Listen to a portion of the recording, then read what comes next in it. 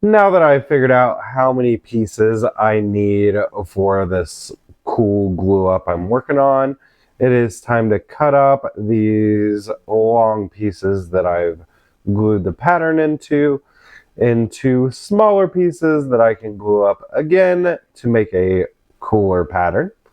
I'm using my Laguna F1 table saw and my match fit table saw sled that I made. I calculated that I'm going to cut up about 40 of these. I won't use them all in this piece, but I figure there's going to be some knots and things that I have to work around, or maybe the glue up won't be as tight. So I'll kind of cull some of those out and not use them for this piece. If you guys like this pattern and kind of pattern pieces like this, let me know down in the comments below. My ideas have been going with all the different things that I can make using this type of pattern.